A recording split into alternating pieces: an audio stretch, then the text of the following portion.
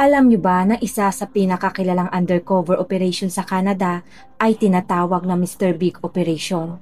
Sa operasyong ito, ang mga pulis ay magpapanggap bilang miyembro ng isang sindikato para makuha nila ang tiwala ng isang sospek hanggang sa tuluyan na nga nitong aminin ang kanyang krimen. At sa isang kaso nga noong taong 2008, ang taktikang ito ang siyang naging susi para mabunyag ang nakakapangilabot na katotohanan.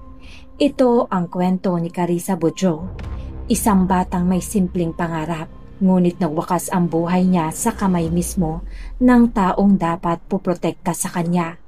Ako si Miss Denise at welcome sa Tagalog Crime Recollection, kung saan bibigyan ko ng boses ang mga katotohanang hindi dapat malimot.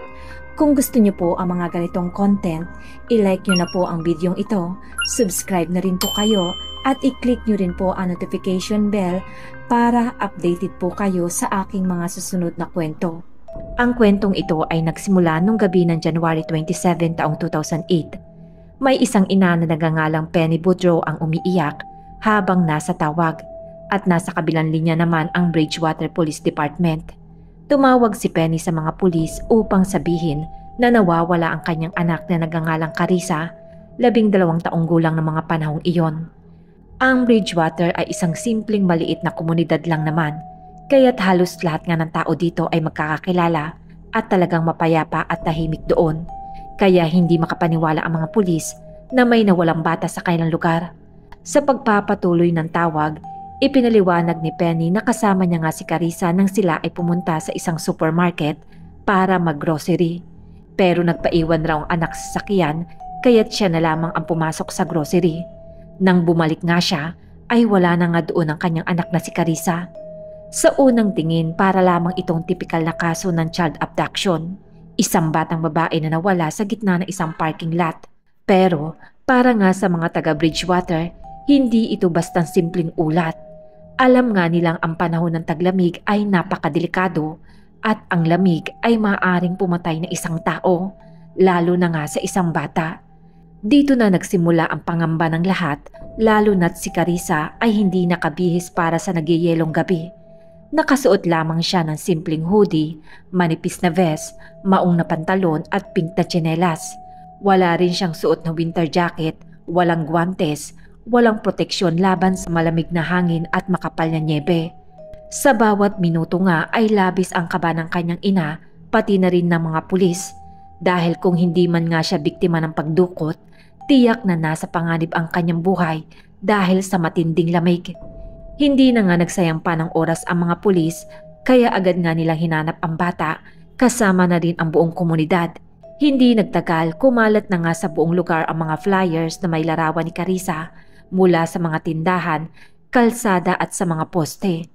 Nagsagawa rin ng search party ang mga voluntaryo, sinuyod ang mga daanan, kagubatan at maging mga nagyayelong ilog sa paligid ng Bridgewater. Maging ang social media na nooy nagsisimula pa lamang lumaganap sa buong mundo ay ginamit nga upang maikalat ang impormasyon. Ang bawat tao sa bayan ay nagtulong-tulong para sa iisang layunin ng lahat, ang mahanap si Carissa at maibalik siya sa kanyang pamilya. Sa panahong iyon, 2 beses din lumabas sa media si Penny. Sa bawat paglabas niya, nakikita siya ng lahat na umiiyak habang nananawagan sa publiko na tulungan nga siyang mahanap ang kanyang anak. Inilarawan niya kung gaano niya ito kamahal at nagbigay ng mensahe na nakakadurog ng puso na namimiss niya na raw ang anak na si Carissa, lalo na nga ang kanyang lolo at lola at ang mga kaibigan nito. Para sa lahat ng nanonood, normal na reaksyon ito na isang mapagmahal na ina na desperadong hanapin ang kanyang nawawalang anak. Ngunit sa hindi inaasahang pagkakataon, sa likod ng mga luha at mga salita, may mas nakakatakot na katotohanang nakatago. Bago nga natin alamin ang buong kwento ng kanyang pagkawala, mahalagang kilalanin muna natin kung sino nga ba si Carissa Boudreau, isang batang puno ng pangarap. Ipinanganak si Carissa Paige Boudreau noong October 4 taong 1995 sa kanyang mga magulang na sina Penny at Paul Boudreau. Sa mga nakakakilala sa kanya, si Carissa ay isang masiyahin at masiglang bata. Mahilig rin daw siyang kumanta, lumangoy, magbasa at makinig sa musika. Bukod pa rito, katulad ko, isa rin siyang pet lover. Sa katunayan, meron nga si Carissa na alagang aso na pinangalanan niyang Lady. Mahal na mahal niya si Lady at napakahusay ng pag-aalaga niya dito. Minsan, sinabi niya pa nga na balang araw ay nais niya nga mag-iisang veterinaryo. Mula rito, masasabi ngang si Carissa ay isang batang may malasakit at may napakabuting kalooban. Si Carissa ay isa ring daddy's girl dahil sa pagkakaroon nito ng napakalapit na relasyon sa kanyang amang si Paul. Ngunit sa kabilang banda, kakaiba ang naging relasyon niya sa kanyang inang si Penny. Habang lumalaki, marami ngang nakapagsabi na ang mag-ina ay madalas nilang nakikitang nagtatalo tungkol sa iba't ibang bagay. Madalas nga na hindi sila magkasundo. Nang magkahiwalay nga sina Penny at Paul, lalong lumalim ang distansya sa pagitan ni Carissa at Penny. Hindi naman nga naiwasan na magkaroon ng panibagong lalaki sa buhay ni Penny. Pagkatapos, lumipat nga si Carissa upang manirahan kasama ang kanyang ina at ang bagong kinakasama nitong nagngangalang si Vernon. Sa mga panahong iyon, nagsimulang maramdaman ng bata ang malaking pagbabago sa loob ng kailang tahanan. Maging sa kanyang diary, makikita ang hinanakit ni Carissa. Dito niya nga sinulat ang kanyang mga alalahanin, ang kanyang lungkot na nararamdaman sa bagong tirahan, ang galit niya sa kanyang ina at ang kagustuhang magkaroon ng maayos na buhay. Sa kabila ng lahat ng ito, si Carissa ay nanatiling isang bata na may simpleng pangarap, magmahal ng hayop, makapagtapos ng pag-aaral at magkaroon ng magandang kinabukasan. Ngunit hindi niya nga alam, isa palang malaking trahedya ang naghihintay sa kanya. Bumalik na nga tayo sa kanyang pagkawala noong taong 2008. 2 linggo na nga ang lumipas mula na mawala si Carissa. Ang komunidad nga ng Bridgewater ay syempre nakaramdam na ng pagod. Pero wala pa rin ngang sumuko. Ngunit sa kabila ng kailang pag-asa, ang kailang paghahanap pala ay mauuwi sa nakakatakot na pagtuklas. Nang sumapit nga ang February 9 taong 2008, isang batang 9 na taong gulang ang naglalaro malapit sa isang pampang sa Lahib River. Habang siya ay naglalakad, may napansin siyang kakaibang maliit na bahagi ng paa na nakalabas mula sa makapal na nyebe. Agad niya nga itong sinabi sa kanyang ina at sa loob lamang ng ilang minuto, dumating na nga ang mga pulis. Nang hukayin ang nasabing lugar, natagpuan nila ang labi ng isang batang babae. At naging mabilis nga ang pangyayari dahil ang bangkay ay kinilala bilang si Carissa Boudreaux, ang batang 2 linggo na nga nilang hinahanap.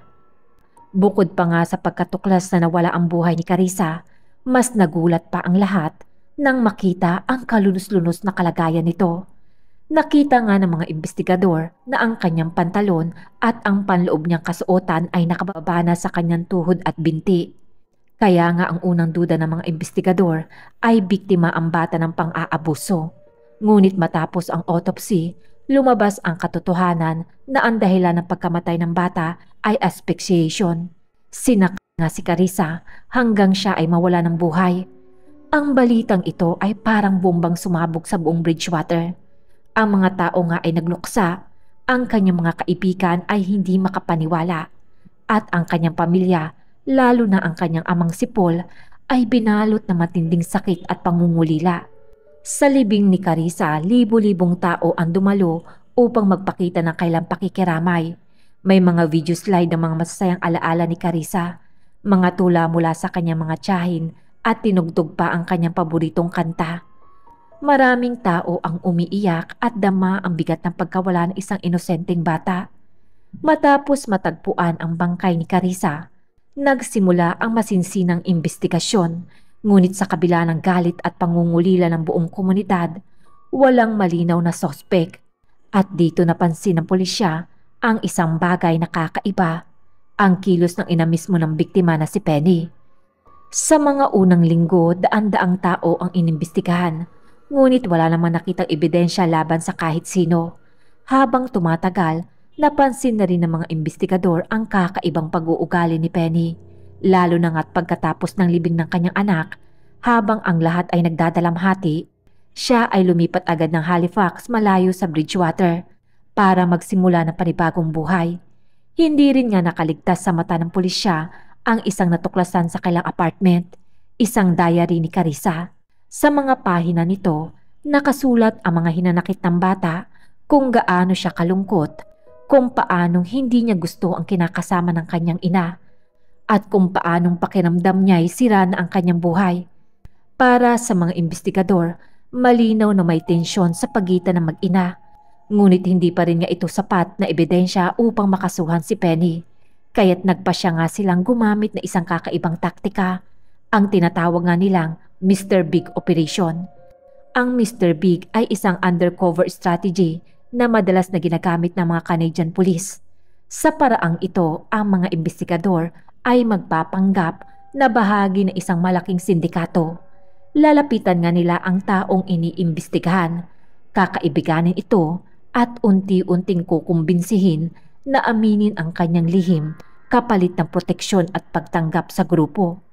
At dito na nga pumasok ang mga undercover agents sa buhay ni Penny at ng kanyang kinakasamang si Vernon. Isa sa kanila ay nagpakilalang miyembro ng sindikato. Dahan-dahan nga nilang kinuha ang tiwala ng magpartner. Si Vernon ay agad ngang itinanggi ang anumang koneksyon sa krimen at sa halip nagbigay pa ng hinala laban kay Penny. Ayon sa kanya, wala siyang kinalaman sa pagkawala ng bata at naniniwala siyang may alam ang kanyang kasintahan. Habang tumatagal ang operasyon, lalo namang lumalapit si Penny sa undercover agent na nagpanggap nga bilang leader ng sindikato. Sa puntong iyon, naniwala nga siya na ang tanging paraan upang maprotektahan ang sarili ay magtiwala sa taong ito at ikumpisal ang kanyang ginawa. At makalipas nga ang 4 na buwan ng pakikipag-ugnayan, ang nakakagulat nga na katotohanan ay lumabas na mismo sa bibig ng ina ni Carissa. Ayon nga kay Penny, dumating raw siya sa puntong pinapili na siya ng kanyang kasintahan na si Vernon. Siya ba o ang kanyang anak na si Carissa?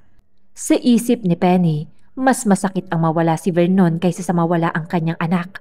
At sa maling desisyon ngang iyon, nagpasya nga siyang kitilin ang buhay ni Carissa. Inilarawan niya nga ng detalyado kung ano ang nangyari nung araw na iyon. Bandang hapon nga ng January 27, sinama niya si Carissa sa isang mahabang pagmamaneho.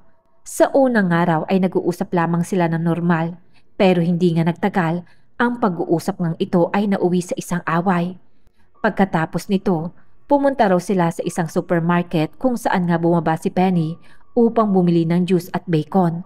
Sa puntong ngang iyon, tinawagan niya na nga si Vernon at nagsinungaling nga siya dito at sinabing nawawala na nga raw si Carissa. Ngunit ang totoo, si Carissa noong mga oras na iyon ay nasa loob pa rin ng kotse.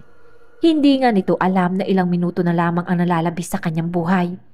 Pagkabalik niya nga raw sa sasakyan, itinuloy nga ni Penny ang pagmamaneho patungo sa isang liblib na kalsada sa William Herb Road. Dito, ayon nga sa kanyang salaysay, muli na naman silang nagtalong mag-ina. Sinabihan niya nga raw si Carissa na kung gusto na nga nitong bumaba ng kotse, maaari niya na nga itong gawin. Pagkalabas nga raw nila ng sasakyan, pisikal na nag-away na nga ang mag-ina. Nagpuslag raw si Carissa ngunit agad nga siyang hinila ni Penny. Sa gitna ng pakikipagbuno, pinahiga niya ang bata sa lupa, ipunesto niya ang kanyang tuhod sa dibdib nito at gamit nga isang tali, sinilip niya ang kanyang sariling anak. Ang huling salitang namutawi sa labi ng bata ay pagmamakaawa at sinabi sa kanyang ina, "Huwag ma." Ngunit binaliwala nga ito ni Penny. Nang tuluyan na ngang mawala ng buhay si Carissa, isinakay niya ang bangkay sa passenger seat ng sasakyan. Itinapon niya ang ginamit niyang tali sa isang basurahan at dinala ang katawan sa pampang ng Lahib River. Doon niya na nga hiniga ang kaawa-awang anak at ibinaba niya pa ang pantalon nito at panloob na kasuotan upang palabasin na ang bata ay biktima ng mga halay at hindi ng isang inang mamatay tao. Hindi pa nga doon nagtapos ang kanyang pagkukunwari. Bandang 7 ng gabi, umuwi nga si Penny at sinabi niya nga kay Vernon na si Carissa raw ay kusang naglayas at hindi na nga raw bumalik. Bandang 8:30 naman, tumawag na nga siya sa pulisya at dito na nga nag-umpisa ang buong investigasyon. Ngunit hindi lamang sa pag-amin natigil ang lahat. Sa ilalim ng operasyon, pinilit din si Penny na mag-reenact ng kanyang ginawa. At sa mismong lugar kung saan natagpuan ang katawan ni Carissa, ipinakita niya nga sa undercover agents ang bawat hakbang ng kanyang krimen mula sa pagtatalo hanggang sa pagsakal at sa kalaunan ang pagtapon ng bangkay ng kanyang anak. Para nga sa mga investigador, Ito na nga ang ebidensya na kailang hinihintay. Ang ina mismo ang nagkwento at muling isinagawa ang krimen laban sa kanyang anak. Matapos nga ang ilang buwang paghihinala, imbestigasyon at undercover operation, ang buong katotohanan ay sa wakas na ilantad. Ang tanong na matagal lang ang bumabagabag sa buong komunidad, sino ang may sala sa pagkamatay ni Carissa, ay tuluyan na ngang nasagot. At ang sagot ay isang pangungot na hindi nga nila kayang tanggapin. Noong June 13 taong 2008, inaresto na nga si Penny sa Halifax. Una nga siyang naharap sa kasong first-degree murder, ngunit kalaunan, umamin siya sa mas mababang kaso ng second-degree murder upang maiwasan ang matagal na paglilitis. Sa korte, halos walang emosyon si Penny. Umiyak siya at nagpunas ng luha gamit ang tissue, ngunit wala naman siyang sinabing salita habang binabasa ang kanyang sentensya. Sa labas naman ng korte, daan-daang tao ang nagtipon. Ang ilan nga ay sumisigaw ng child killer at mamamatay tao. Ang galit at puot ng komunidad ay umapaw, isang emosyon na mahirap ngang pigilan dahil ang buhay ng isang inosenteng bata ay kinitil ng taong dapat nagpoprotekta sa kanya. Ang naging hatol nga kay Penny ay habang buhay na pagkakabilanggo. Ngunit dahil sa tinatawag na faith hope clause, maaari nga siyang mag-apply para sa parol matapos ang 15 taong pagkakakulong. Samantalang si Vernon naman, ang kinakasama ni Penny, ay hindi na patunayang sangkot sa krimen. Mariin niya ngang itinanggi na pinapili niya si Penny sa pagitan niya at ng kanyang anak na si Carissa. Ayon sa kanya, ang tanging sinabi niya lamang ay dapat na magkaroon ng solusyon ang mag-ina sa kanilang madalas na pagtatalo. Ngunit ang konsensya at bigat na nangyari ay nananatili sa kanya habang buhay. Sa kulungan, lumabas naman na si Penny ay may kinaharap na mental health issue, depresyon, anxiety at borderline personality traits. Minsan, nabigyan pa nga siya ng pansamantalang pahintulot upang makalabas para makapagsimba. Bagay naman na ikinagalit ng komunidad. Ngunit para sa ama naman ni Carissa na si Paul Boudreau, walang kalayaan o pagpapatawad ang makakabura sa sakit na dulot ng pagkawala ng kanyang anak. Ayon nga sa kanya, ang pinagmumula ng kanyang kasiyahan ay tuluyan nga naglaho dahil lamang sa makasariling kagustuhan ng isang tao. Ang kaso ni Carissa Boudreau ay higit pa sa isang trahedya. Isa rin itong paalala. Paalala na ang pagiging magulang ay isang napakalaking responsibilidad. Ang mga bata ay umaasa hindi lamang sa pagkain at tirahan, kundi sa pagmamahal, proteksyon at gabay. Si Carissa ay isang batang may simpleng pangarap, magmahal ng hayop at maging veterinaryo. Ngunit ang kanyang buhay ay biglangang nagwakas sa kamay mismo ng taong dapat ay puprotekta sa kanya. Ang trahedyang ito ay dapat na magsilbing aral. Kung tayo ay nahihirapan, kung tayo ay nalulunod sa problema, laging may tamang paraan, humingi ng tulong, magsalita at alalahanin ang maling desisyon. Kapag pinairal ang takot at makasariling kagustuhan, ay maaari nga magdulot na isang trahedyang hindi na natin maibabalik pa.